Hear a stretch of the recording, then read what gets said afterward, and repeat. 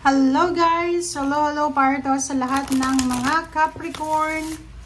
Welcome dito sa aking channel Capricorn. Alamin natin kung anong messages, vibration, gabay energy. This is general reading, so I hope na makuha mo yung energy. Capricorn, first card natin is Impatience. Impatience card.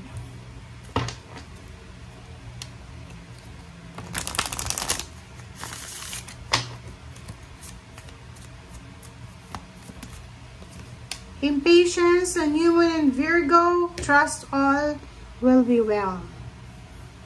Okay. Okay, so dito sa barahang ito, sinasabi ng baraha mo na kailangan mong magtiwala, Capricorn. Kailangan mong magtiwala na ang lahat ng ito, ano man ang nangyayari sa buhay mo, ano man ang gusto mong mangyari, ano man ang hinihintay mo, trust all will be well. So, lahat ito magiging maayos. Medyo impatient ka na, Capricorn. Maybe you're waiting for a visa, for government papers, promotion, salary increase, renewal of contract, pwedeng nag-a-apply ka ng trabaho, naghihintay ka kung ng pera, or ano man to na hinihintay mo, na parang siya yung nagdadala sa'yo ng pagiging impatient mo. Sinasabi sa'yo ng baraha na kailangan mo magtiwala. Just trust. Trust God. Trust the universe kasi wala ka namang control dito sa mundo. Wala kang control. And kung ano yung mangyayari sa ngayon, mangyayari siya according sa kagustuhan ng langit. Wala tayong control. So, ang magagawa lang natin is maghintay. Okay?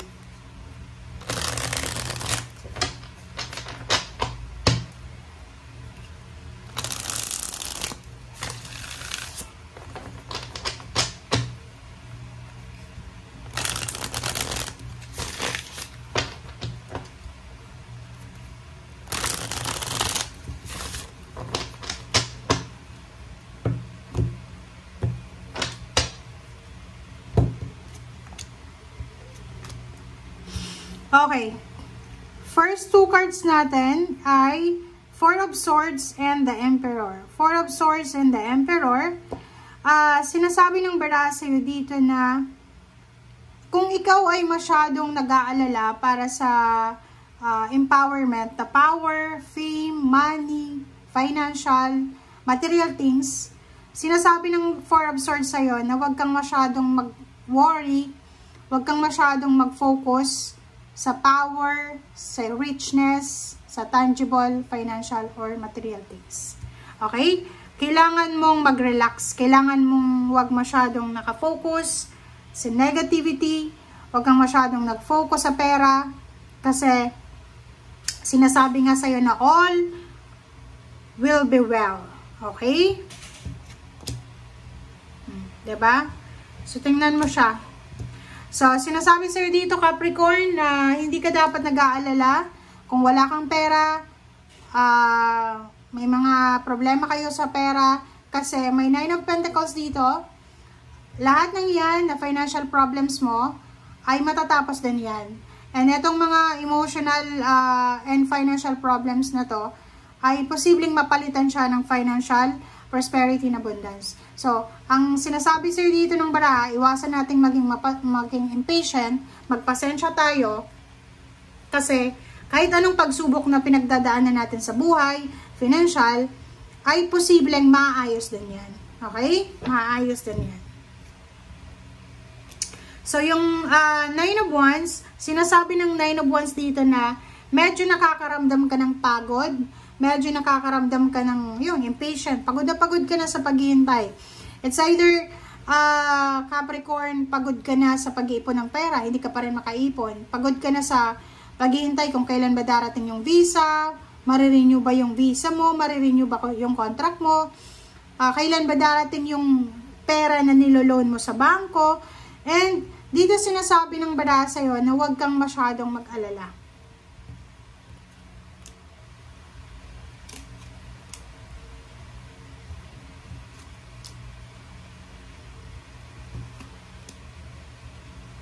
Okay.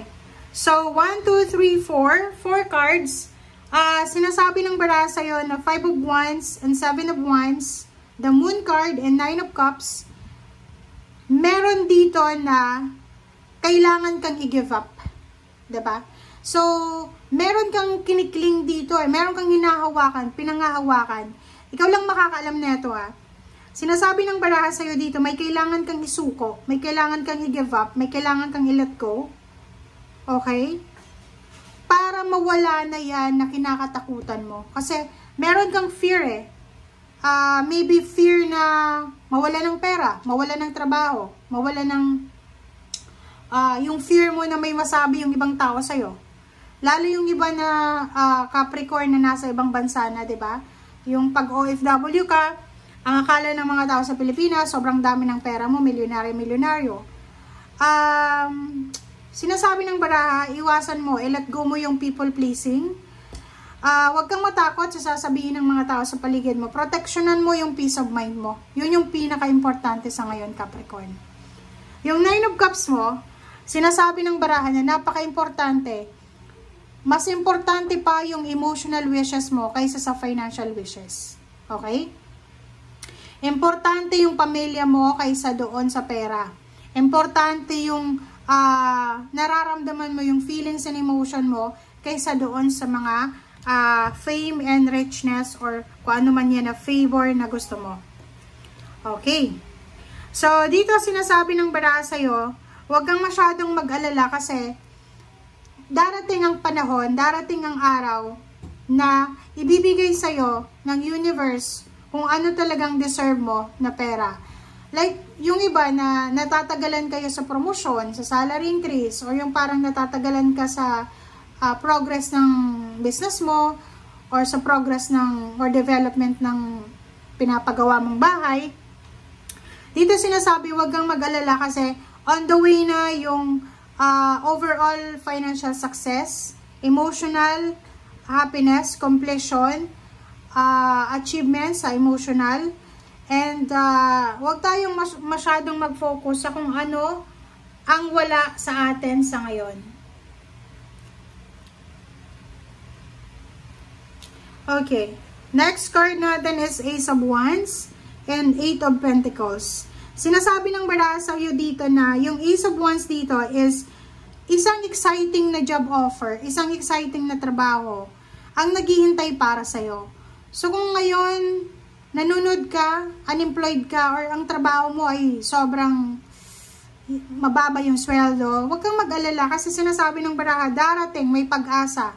Kaya nga, iwasan natin maging impatient kasi magiging maayos yung lahat Be confident, be brave kasi meron ditong job offer, career offer na posibleng i-offer sa'yo ng universe. Okay? Thank you guys for watching. Bye!